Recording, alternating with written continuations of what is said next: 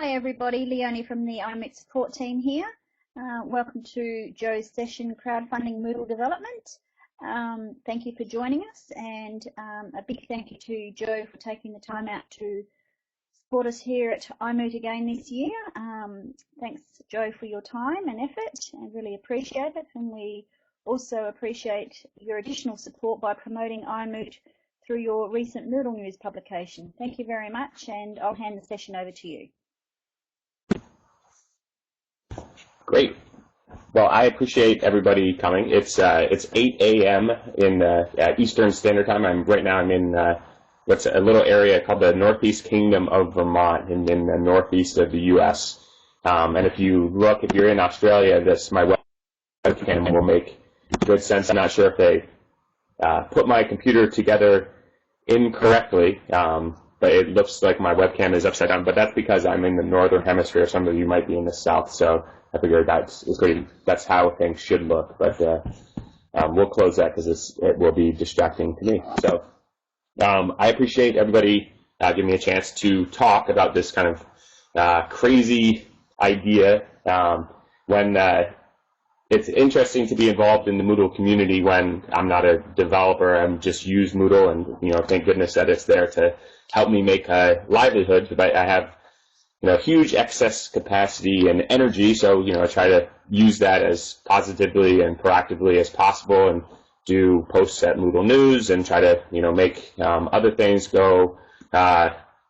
make other things happen from kind of my non-existent programming skills, and see what we can do to kind of help the community in general, and see what can be done if we are able to partner with different organizations, or work with developers, or just a matter of or publicizing good efforts in the Moodle community that otherwise might not be recognized by other members of the community, just due to how things are publicized, or how many page views people get and stuff like that. So I'll give hopefully what will be a relatively short presentation, kind of my thinking about what crowdfunding for Moodle will mean, and kind of what has happened over the past couple months.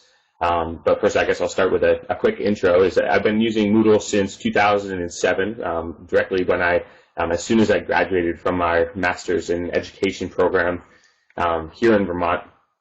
Started working with Moodle and basically trying to give it away. So, working with teachers to put their classrooms online. We were doing road shows across the U.S. and Pennsylvania, Vermont, California, doing all sorts of presentations directly to teachers in order for them to learn more about Moodle. We were using 1.8 at the time, then made the transition to 1.9. I then started Moodle News because there was so much great Moodle information being published on a regular basis, either from Moodle partners, or from individuals, or from Moodle.org, or just in general, kind of the lay of the land in terms of news related to Moodle was not necessarily being centralized. So I thought, it might be cool to start. I'm already doing all this research anyways. What would be neat was a website that maybe aggregated some of that information and kind of highlighted the cool stuff that was going on that was related to Moodle LMS. So that's kind of how I got that. That's how the blog started, and it's kind of continued since then. We have maybe 6,000 Twitter followers and maybe 2,000 people subscribe RSS. But out of the full 1 million users, it's relatively or extremely small. So hopefully we can continue to grow that, and then we'll be focusing on more articles and stuff like that. But mostly focusing on doing the same thing that we're doing. We just started a newsletter that's thankfully is kind of more professionally put together. It looks a lot better than the standard newsletter that was being published before. So there's some more options now to get kind of Moodle related news on a less frequent basis, rather than kind of the daily publications or posts to the blog, which hopefully will be a good addition. So since starting originally with Moodle, now have moved to a new company called Straighterline. We do online education, college courses for $99 a month. Credit can be as cheap as $20 to $30 per credit for students. So it's I'm really keen on using open source software and open educational resources to provide students a really cost-effective and very inexpensive way. I really look at my role as kind of social entrepreneurship is we're tackling the high costs of education in the U.S. and and I'm kind of blessed to be able to use something that I once considered my hobby, which was talking about or learning about Moodle.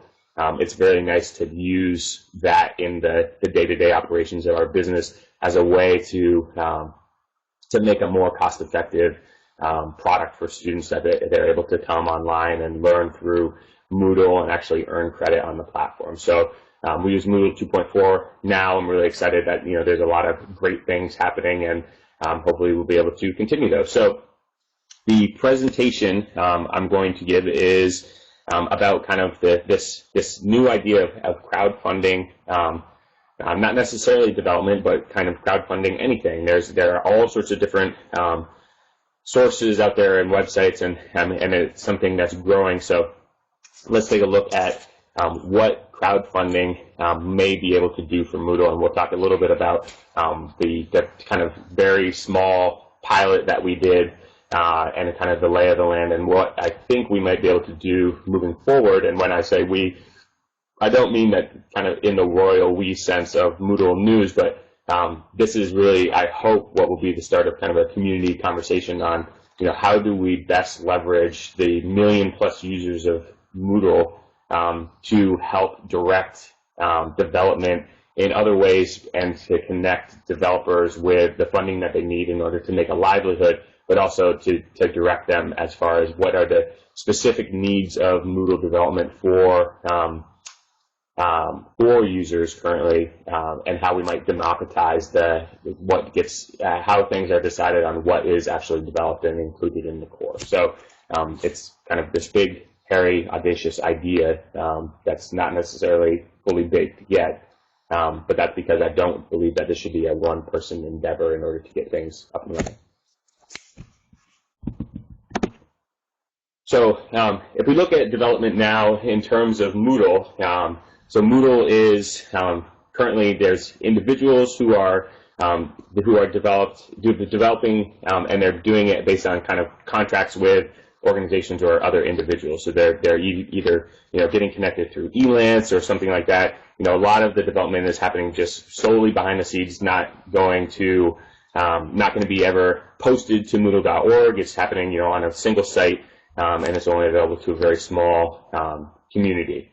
Then we also have these kind of we have the whole Moodle partner network and kind of the this not necessarily a shadow network, but this auxiliary network as well that's not officially a partner, but is also doing Moodle development.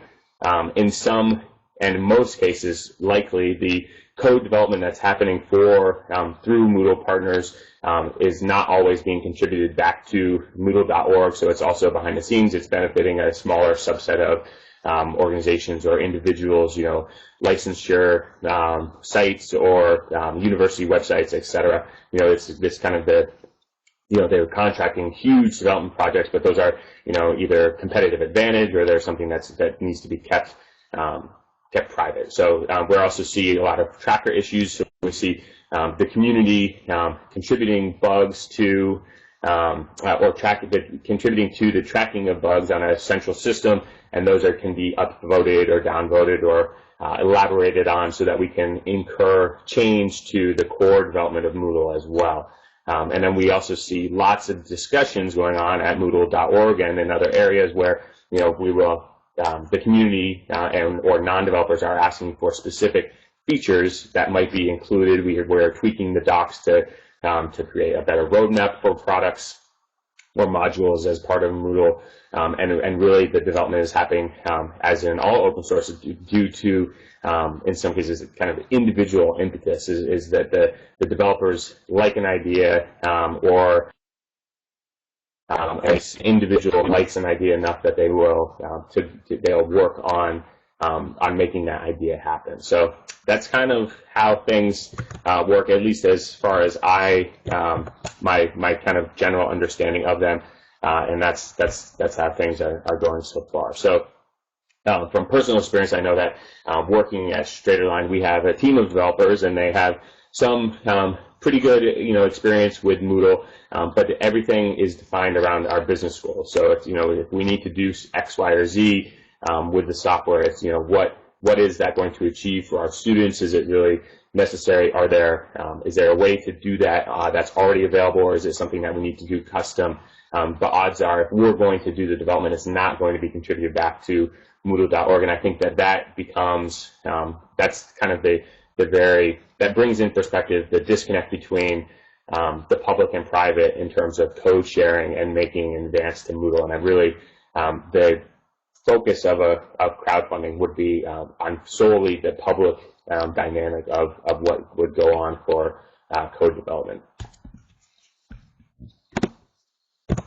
So just focusing on paid development, we can see that there are, let me just sync up with my slide notes.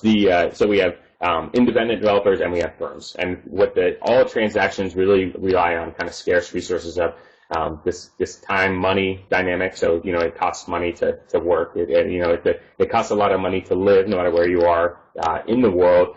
And open source is not necessarily always paying you for the time that you're spending to do the development. So the better that we're able to connect developers and development ideas or tasks and funding, the better off I think our open source developers will be. And so it's trying to navigate that disconnect and make sure that we can mesh those two things together, the time and money and the personnel needed to do the development together. So the actual development of Moodle is based upon what are already scarce resources. If we're able to direct money more pointedly, then we can better connect developers to the funding that they need, but we're also then connecting the developers to projects that we see may need to be developed. So, and what I think we have seen in the past and will continue to see in the future is that most projects and bigger projects or more important projects tend to flow towards developers who are well known. So as we see, and I think that will be a dynamic in crowdfunding, that's one of the important things to keep in mind, is that a developer that has no credentials or no community standing at Moodle.org is less likely to be able to go and raise money in order to tackle some project. And then we see that already there is this migration towards Moodle partners and towards even within the Moodle partner network towards specific partners based on their track record or their kind of community standing in terms of the development that they've done in the past. So looking at kind of crowdfunding in general, so we're looking to connect both sides towards some type of common goal. So we're connecting funds with the personnel in order to make that happen. As a non-developer, I may have ample time, but without the skills, I can't do the development. But I may have funding available and may know people where funding might come from in order to actually connect somebody who can do the development, and so that we can actually schedule the time. There's lots and lots of, there are lots of great projects already posted. There are lots of documents already at Moodle.org, but there is not necessarily there's no excess in time for the developers that have the wherewithal to actually complete those.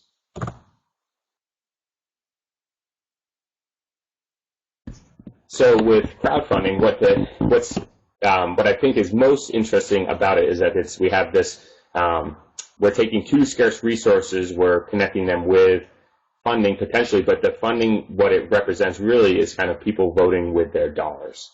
So we're taking this, it used to be kind of a democratic idea of open source software, but we're truly making development democratic by putting money behind it. So, where goes money, that I think will be the possibility of doing a lot more development or quicker development, or potentially tackling a project that otherwise would not have been, we may otherwise not have made as quick progress on it because the impetus is simply not there. It's either too difficult or it's not sexy. It's, it's one of those boring projects that is a pain to many people, but it's not being developed for numerous reasons. And if we're able to band together kind of the demand for that, that's when we can direct the funds towards something specifically getting accomplished.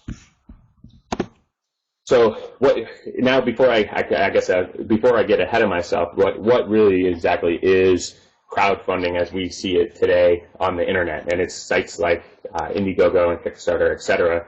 And usually there's a few things in common between the platforms. So there's two types of funding programs. Usually they're called fixed and dynamic. So a fixed would be that we're raising X amount of dollars. We have a very fixed amount, and we are only going to charge what's called a backer, or somebody that's providing funding for the development or for a product or something to be brought to fruition.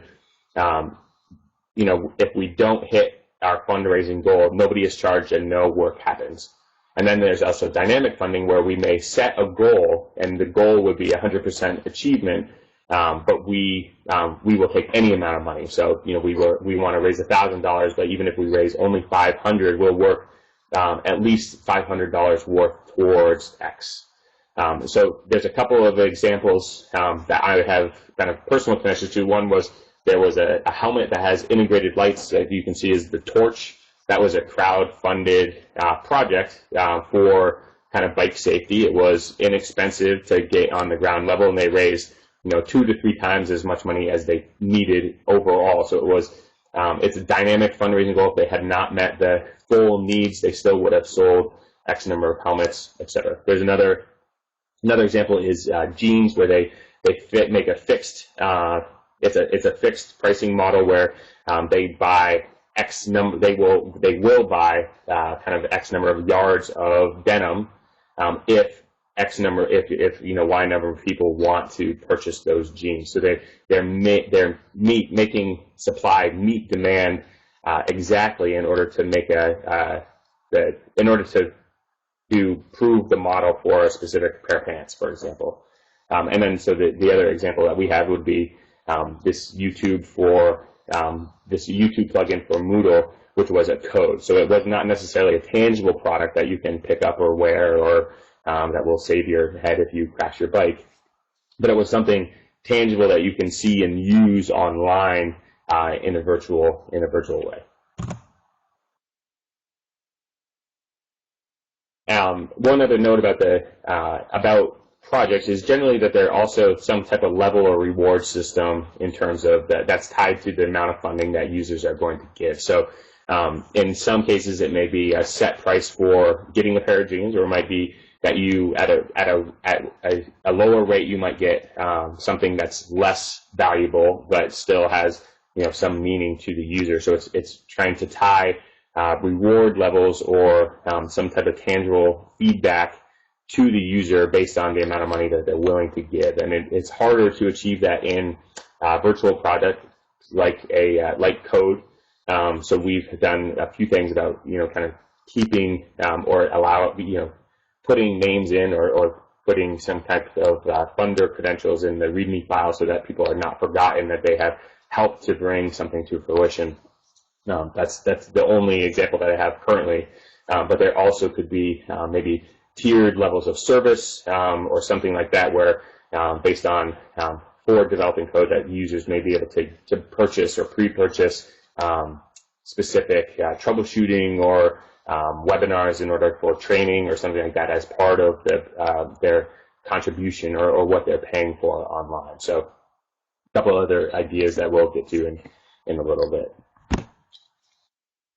So in terms of the kind of lay of the land, when we first, when I started thinking about doing this, I looked at a number of the different funding platforms that are available to see which one would be most viable for something like this. If I wanted to develop Moodle code, what's the best site to go to? So there are more and more being launched every day. There's lots of crowdfunding sites, and in the U.S. already, we're seeing legislation to allow us to potentially use crowdfunding to raise money to start a business. So there really are no limits insofar as what you can do or what you can raise funding for, but the platforms are a little bit lacking in a few senses, and we'll get to that as well. So, for examples of Indiegogo, Kickstarter, Fundable, Crowdfunder. Kickstarter being one that's more, much more tangible goods or actual product development, fashion, video, movies, books, stuff like that. Generally, most of the applications that are going to Kickstarter have have some type of art product as part of their fundable item, something that you'll be purchasing, like the funding of a TV show or the creation of a specific product. Indiegogo is much more open in terms of what you can do. You can raise money for basically anything. So they have a low barrier to entry. There really are no barriers to enter or to create an Indiegogo. Whereas Kickstarter, all of their projects are vetted.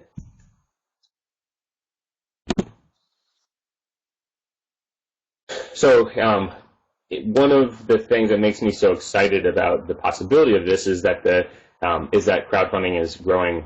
It grew from practically nothing in the last 3 years to a huge industry. So there's the funding market has grown by about 81% in the last year. There were 1 million crowdfunding campaigns. They raised over $2.5 billion in 2012, and they think that trajectory is going to continue. So we should see another 81% increase in 2013, which means we'll be nearly $5 million or $5 billion of capital raised through just the communities getting together around specific ideas. There were over 300 active crowdfunding platforms, and I think that we will see that number continue to grow and grow very substantially in some of the dynamics that we will. Let me talk about those kind of now. So most of the kind of idea behind this came from reading a Wired magazine article, which is, if you don't read Wired, it's a fantastic magazine and obviously has lots of good ideas, because here's one of them. So their idea, or the gist of the article specifically, was that Kickstarter and Indiegogo and these other sites being so open in terms of kind of the general goals of just crowdsourcing or crowdfunding ideas is not necessarily the future of crowdfunding. And the future of crowdfunding really is more niche market crowdfunding platforms that are fully dedicated to a very specific audience. So that just got me thinking. You know, we already have an audience through Moodle News, and there is already an audience through Moodle.org of people who are like-minded, all working towards something specific. And it's in general, the development of Moodle learning management system.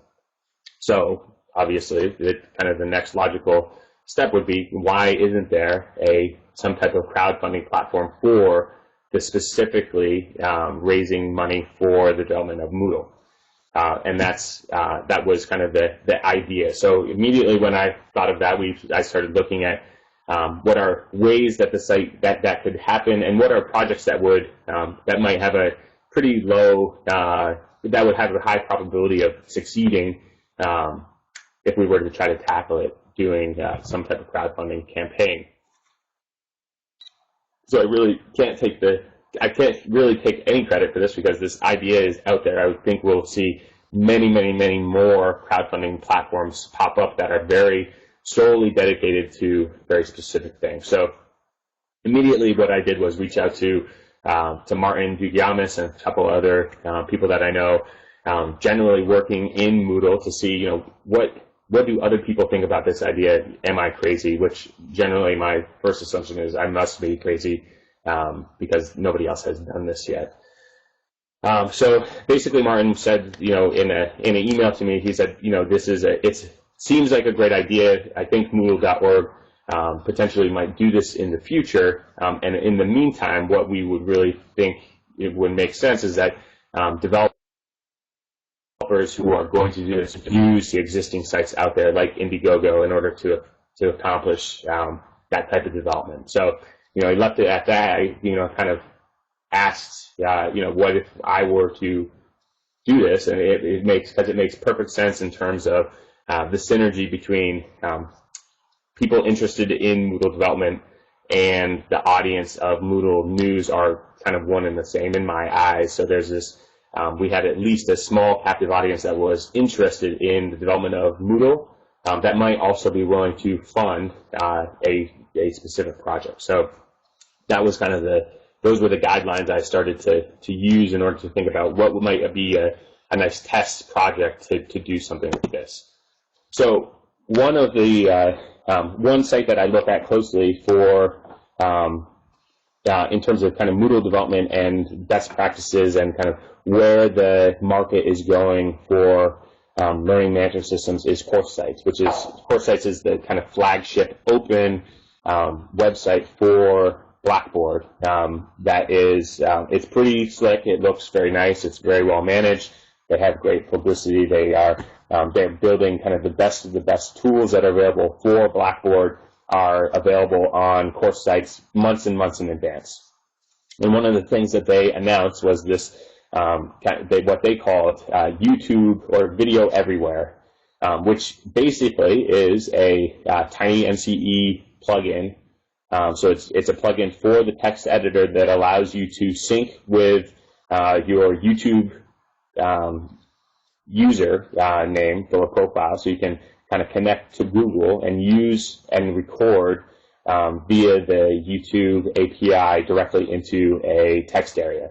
So it was this kind of, here's a hugely and incredibly simple tool that has kind of lots and lots of possibilities. And in the as things shift more towards this kind of short lecture captured videos as part of courses, replacing some of the kind of standard 50-minute lectures, why not create something that would allow professors to do much more shorter videos, but without them having to go and learn how to do or use a separate system, which is something I really think, keeping users on Moodle, making Moodle easier to use, and making Moodle integrate with third-party systems that will allow for video capture, stuff like that, makes a whole lot of sense in my personal opinion. So CourseSites did it, Blackboard did it.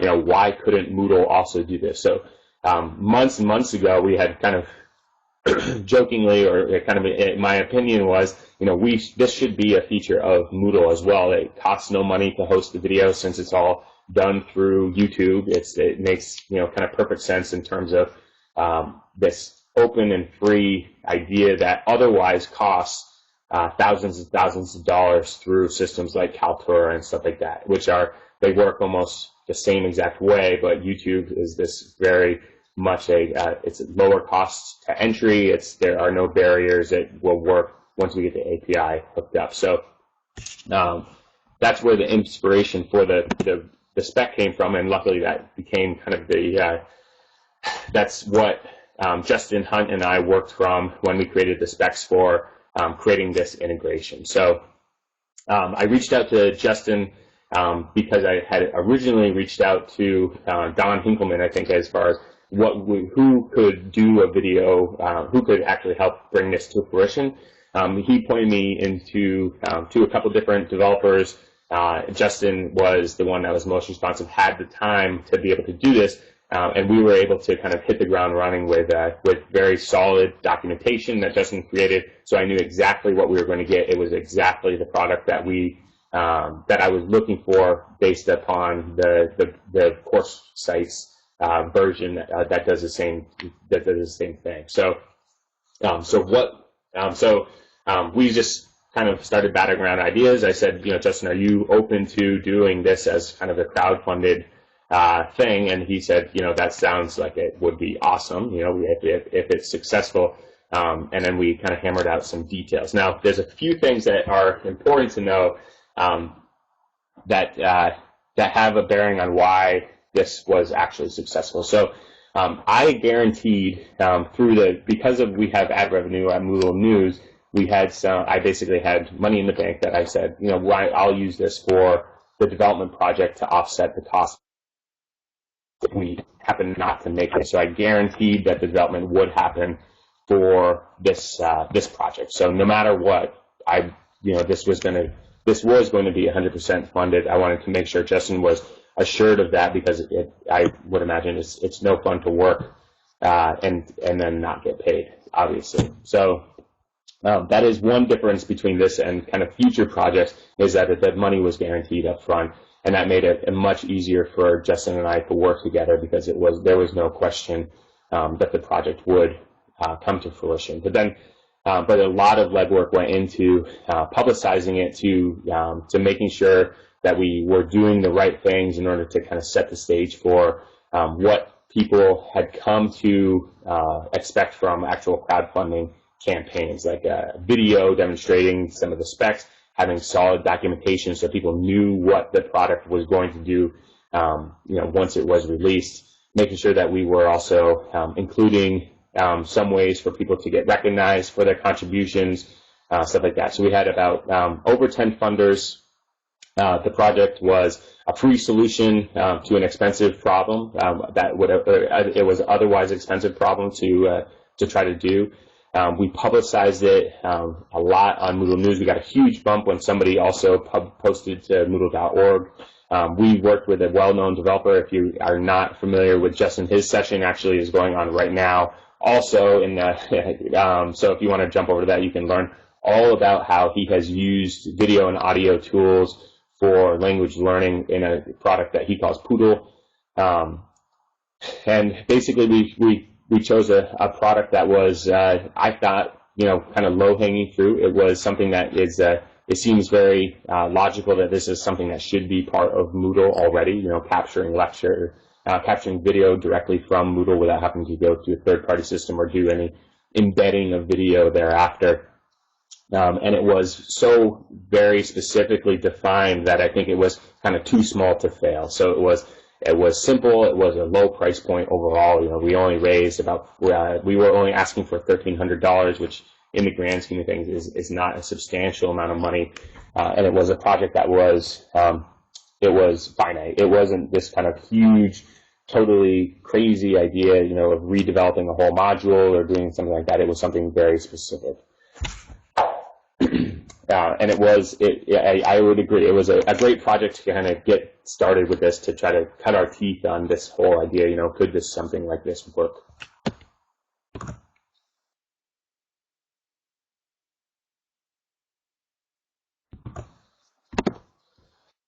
So we actually raised more than we were looking for. So we met our fundraising goal. We contributed, as we said we would, 10% to Moodle.org. Just as kind of it was great to do it. We were planning on contributing the code anyways, but why not also use the fundraising as a way to also contribute some money to Moodle.org.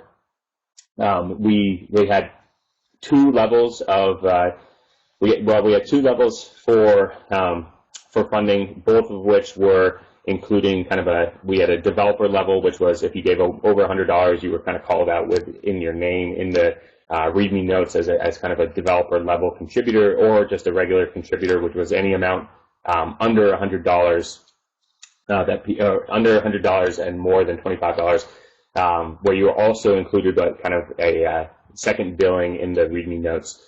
Those were the levels that we gave. You also got early access to the code so that you could help us with beta testing, which was actually hugely valuable. That was something that Justin mentioned. He was like, that was one of the better parts of this arrangement, was getting information back from people early before we released to Moodle.org. We also used the code standards from Moodle Rooms in order to kind of base our code development on, to make sure that this code was of a very high quality and that could be used by other people in Moodle, in other Moodle sites who are maybe potentially already hosted by Moodle partners. We wanted to make sure that the code was not something that was going to be that would take a significant amount of work to get up to somebody else's standards. So the code is already available. It's you can go download it today. These are the two links to the code. It's available on Justin's site. It's also available on Moodle.org in the plugins database. It's the first tiny MC edited text editor plugin that's available for Moodle. And if you get it working, it's basically, once it's installed, it's relatively it's like one click to start recording from your webcam so that you can create videos kind of it really is incredibly simple to use. You can also use it on the iPad. So if any of your teachers are editing their courses from an iPad, they can initiate the webcam from their iPads as well, which is I think is kind of the coolest of the features. Is now that you can go and use this awesome new recording feature from pretty much any device, any of the tablets and stuff like that. So it's very cool. I'm extremely excited that it's already available, and it's, actually it was really good timing with Moodle. It was released, I think, last week. So that's where things kind of came from, and that's how the process worked. We publicized maybe 2 to 3 times on Moodle News. We gave a couple updates. We included videos. We reached out to our funders, asked them to help spread the word. Some of our funders did so, and that actually helped bring in more funding to the project. Justin was paid in full. Everything worked out. That the timing was really excellent, and I think that I learned a lot about working with for future projects. Working with reputed developers is going to be key to making any of these projects work, because I could trust in the fact that Justin was going to deliver on time based on the timeline that he gave me. The documents that specified the project were very detailed, so we knew exactly how things were going in terms of what was going to happen for the development. It also helped out that we had a number of individuals interested in the project beforehand. So by reaching out, we had primed the pumps for those interested in contributing a little bit of money to the project. I think that they were not necessarily all interested in the YouTube specifically, or the YouTube Anywhere plugin, but interested in helping to prove the model that we could band together kind of this disparate community of people with a little bit of extra money or a little bit of interest in getting this interesting tool developed, that we could band together and kind of pool resources in order to actually make something happen that was contributed to Moodle.org, which I think is kind of the most exciting part about crowdfunding, is that we can, 10 of us together have a much bigger funding pool that we can direct towards a specific thing that needs to be either fixed or developed in Moodle. So in terms of kind of the future of the development, here's kind of the 20,000-foot level. These are the things that I've been thinking of for how to make it successful in the future, and how we could build a platform potentially that is a community resource. So some of these ideas, these are solely ideas. I have not started working on any of this stuff, but here we go. So one of the things is to establish more of a process and guidelines for how this might be working, and that could be done and maybe published as documents to Moodle.org if that would be appropriate, or something to create guidelines. And one of those things, kind of the necessary, is that has to be a developer that we know has familiarity with Moodle. I think somebody just cutting their teeth or somebody that's newly starting out is not necessarily going to be a best match for to direct funds at. It's just too risky of something were to go wrong. I think that could cripple the effort of bringing people together in order to fund projects. So more well-known developers who are interested in kind of community-led projects are the target for the developers that we would have. Justin is a great example. He has ample Moodle. Experience that is best leveraged for types of projects like this. And Justin's specific expertise was kind of video integration, which was a really nice fit for the YouTube plugin.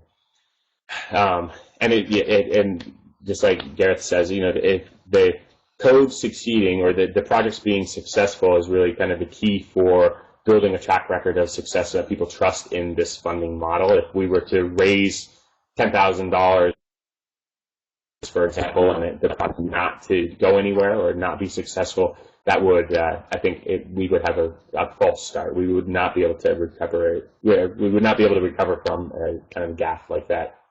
In terms of other guidelines to help do this. One would be, requiring video or some type of demonstration so people can kind of see how the development might impact kind of Moodle usability or features or tools available in Moodle. And it could be something as simple as kind of showing how the system works on another LMS, something that we want to emulate and bring to Moodle or port to Moodle. Is a good example of how is just to demonstrate what is the look and feel, or what do users stand to benefit from. Another guideline being having very strong documentation.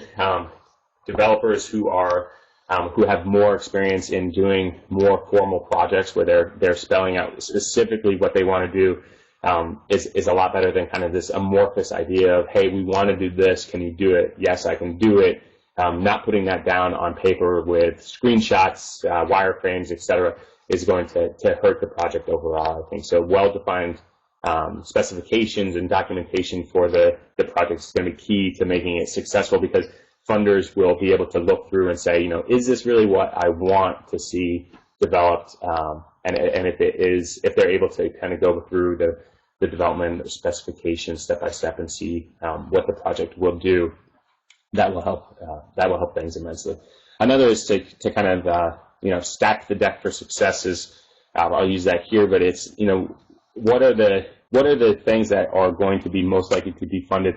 I think it's going to be smaller projects that have a direct impact on usability or the tool sets available to teachers versus kind of the more technical or other issues that are available in Moodle.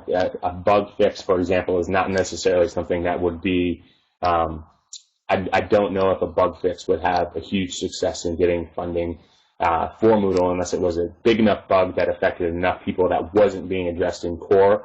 But generally, I think that any of those issues are already being addressed in core on a most efficient basis in order to make sure that those things are being fixed. So I think it's going to be kind of the one-off projects, the projects that might impact usability overall, that might contribute a new type of theme or something like that. Those are the things that I think we'll start to see people get interested in, and they'll be interested in getting behind those to have them brought to fruition. The other thing would be to make some type of platform legit. So make it something you could have a. Sorry, I just locked out of my computer. Something that would have a. Yes, and that one important point that Gareth reminded me of is that I think that there would be some type of pre-screening or pre-screening process to decide on. There may be thousands of projects that we are interested in, but what's the one that has the highest likelihood of success? That may be a kind of first-round voting process in order to say we have these 5 projects that we're thinking of. Which one would be the one that you want to see a crowdfunding campaign for, so that we can direct our efforts towards something very specific rather than 5 different ideas and each at various levels of funding. I would rather have 100% success on one project than 20% success on 5 different projects going on. We'd want to make sure that we're really directing, we're focusing efforts on something very specific rather than making it too disparate to start. I think in the future it could be that there's multiple projects and ongoing, but that's not how I see things to start it. But in terms of making a project legit, I think a URL that people can go to see what is the current campaign, or what is a way that I can vote on what might be the next campaign, or where can I see the track record of success, where can I download previous campaign projects that were successful, some web presence that would be available. Other things that I was thinking of, it would be some potential of listing those developers that we trust. That might be a way to help them to actually get more clients in the future, but also to highlight the developers that we have worked with in the past, that we plan to work with in the future. What is the skill set that we have of developers who are interested in this crowdfunding option as well? You know, is that something that we could build to have a database of, you know, here are our trusted developers that these are the individuals we plan to tap, or these are the organizations we plan to tap or partner with in order to bring these type of funded projects to fruition. Then the other things I have been kind of noodling is, you know, what if this were a nonprofit? You know, what if it was a nonprofit and the funding that is being taken in is actually a tax deductible for those that are in the U.S. If it was 501c3, you know, could we use all of the funding to better educational software in a more directed manner? And that might be something interesting to make it more of a community resource that helps to drive itself, more of a kind of a more altruistic setup for something that's using to generate code or to do something proactively in terms of improving education via software as a conduit.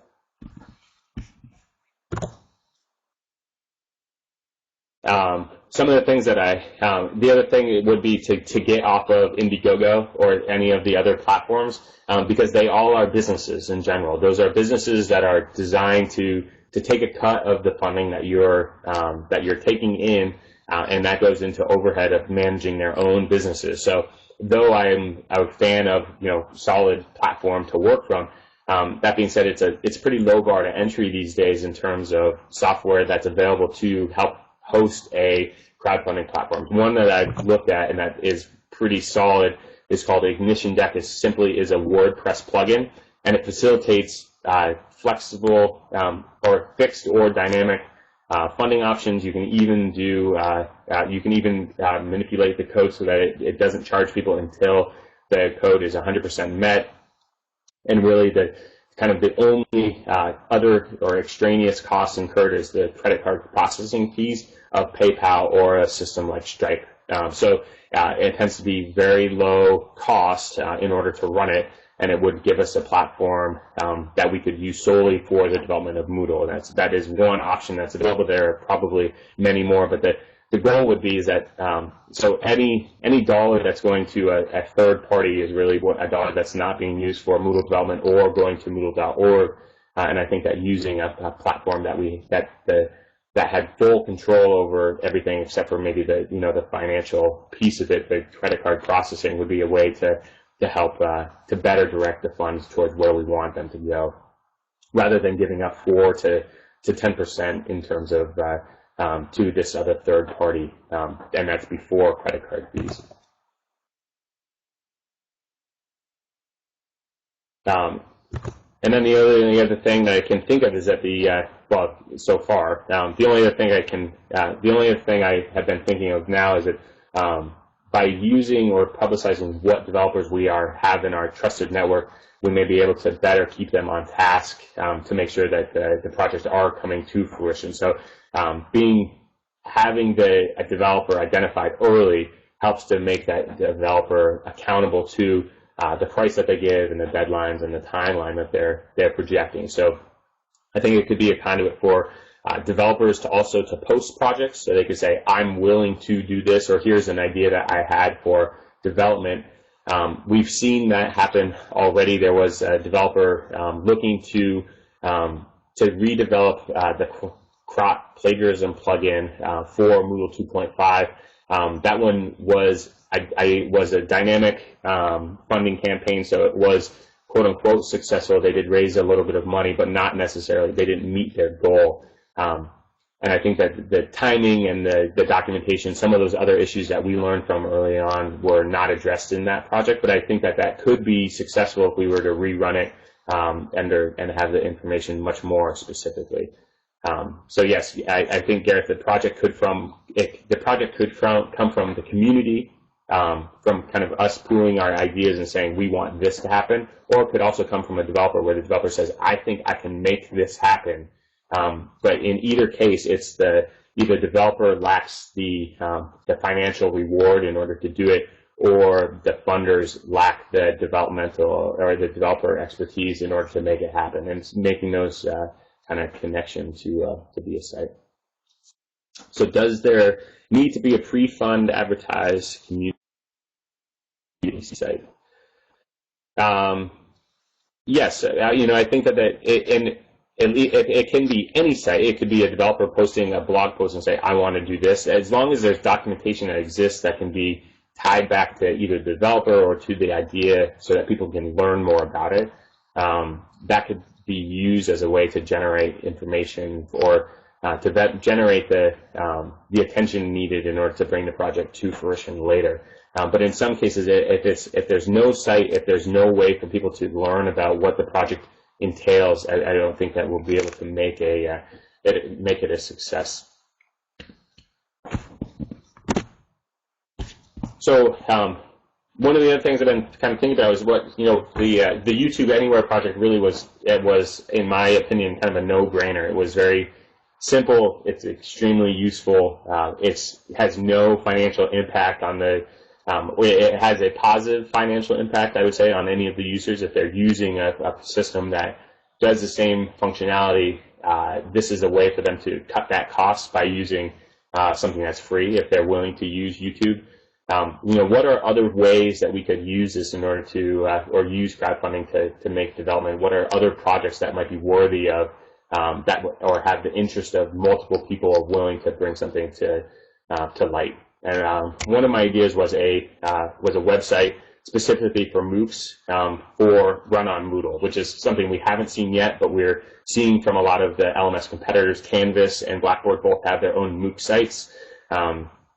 Moodle for MOOCs, a website that might use the website that was more specific in its mission. What were the courses used for, and how professors might use that, I think would be one way to do it. Moodle for Teachers is a good example, and that might be another way to do it. Is there a way that they can, is there a project that they can push forward that says, we are willing to do this very specifically?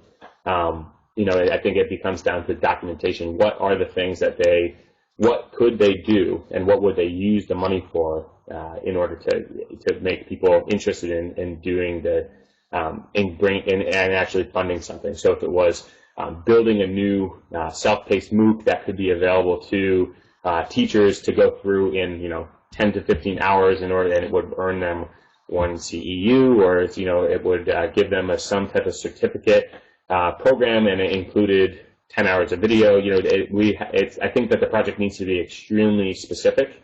So that might be one example. Fixing some of the other contributed code are really good examples. There's upgrading course formats, upgrading themes to Moodle 2.5. Those are the really tangible things that people can see the utility because they were downloaded in the past. They were available on previous versions of Moodle. How can we bridge the gap between the theme engine in 1.9 and the new theme engine, and make more of the projects that were previously available on earlier versions of Moodle now available on the most modern version. Those are other good ideas. An offline Moodle, I think that would be a hugely killer app for Moodle. What if a user is able to plug in a thumb drive and download all of the content pieces, just as HTML, so that they can go home, not be connected to the internet, but still engage or look through instruction sets that are available to them in their Moodle course. That may be one really effective way to use crowdfunding, but also to think of that issue through. There has been kind of some. I've read of offline Moodle ideas that just have not happened. They just haven't happened yet, and this may be a way to kind of more focus energy and say, what would offline Moodle really do, and how can we tackle that? And what if we can be really specific in terms of what we're after in terms of functionality? What is the most useful part of Moodle in an offline setting that we could provide to students so that they could go home and not have internet, but still not be missing out? What are ways that we could build a system like that? I think would be another one that's ripe. And then potentially, I think there's a place in the maybe not in the near future, but in the distant future, for tackling big, super large issues in Moodle that are just disgustingly painful right now. And the one example I can give is that we use for Straight-Line, we use system level categories for all of our exams, so that we can pull down exams. We can pull down the same testing into multiple courses.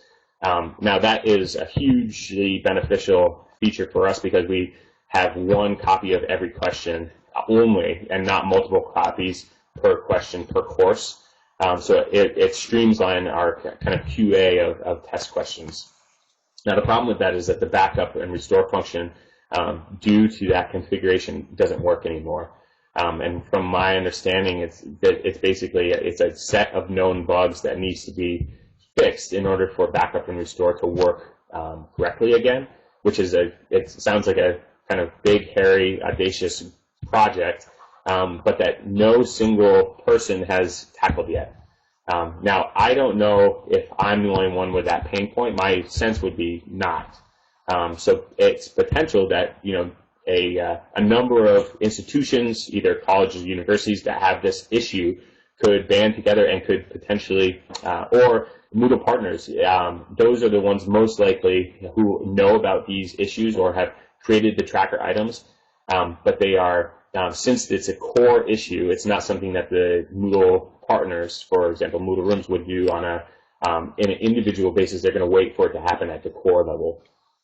So this might be one of those types of projects where there may be thousands of impacted users, and then through the partner network or through the universities themselves, banding together in order to have a group of developers or a single developer take the time and effort to work through this project, which I've been told takes maybe, you know, 4 to 6 weeks to fix overall.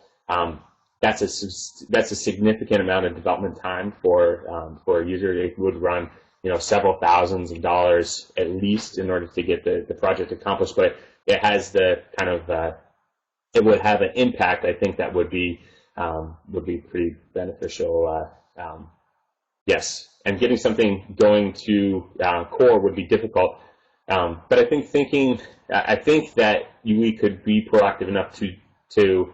My hope would be to hire a developer who is trusted in the core, who knows the quality checking processes, who potentially may have worked on some of this stuff in the past. You know, that would be the goal, is to connect, you know, with a specific developer who has the requisite skills in order to make something happen. That would be the key moving forward. But the you know, searching for it's making the connections. I think that the crowdfunding is really about making the connections to find the right developers, to find the right projects, and to find the right people who are interested in making the development happen, that have the funds to make it to do so. I don't think we'll be able to just kind of pick a project and say, oh, here's our new crowdfunding. It's, you know, we don't know if anybody's interested in it. We also don't know if we don't know the developer. You know, those are the things that are not going to happen. It's there's a very specific and narrow spectrum of projects that are going to be possible, at least in this kind of nascent crowdfunding idea, and that's what would happen. So that really was my presentation.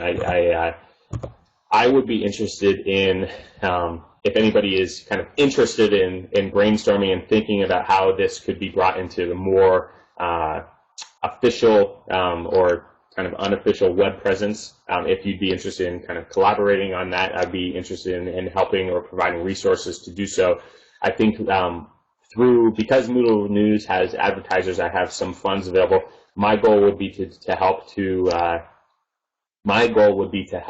develop a number of projects every year, and to be kind of an anchor sponsor of those projects through Moodle News. So I'm willing to divert a significant amount of our funds to the development of Moodle, and I think that the crowdfunding makes the most sense. Is that since I have only limited funds, it's working on projects that might also kind of capture the attention or the interest of other developers or other funders to make things happen. And it's, in my opinion, I think that Moodle News has a, you know, great overlapping and kind of synergistic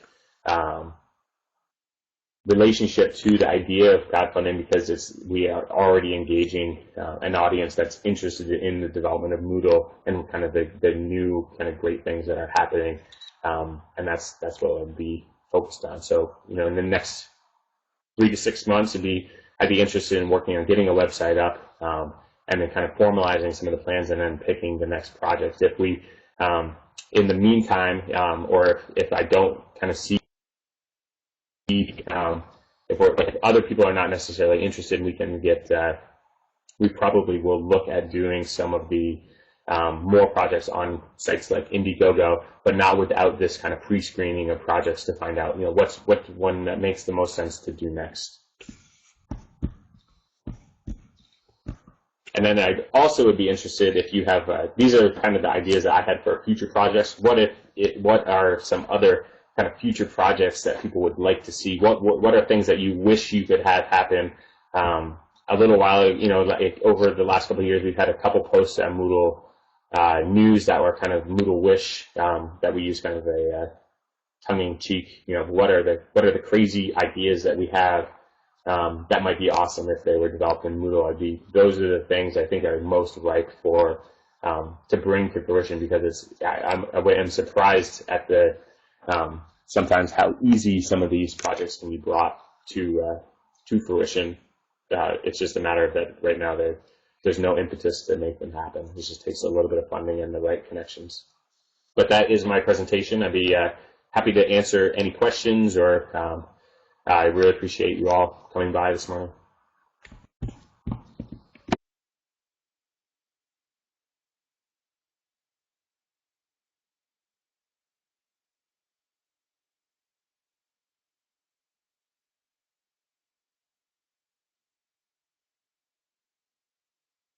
That's great. Thanks, Joseph. Really appreciate your time and effort and for sharing your information with us. That was some insightful information for me personally. So, yes, that was great. And I trust everybody else enjoyed the session. Once again, thanks for your time and enjoy the rest of iMoot.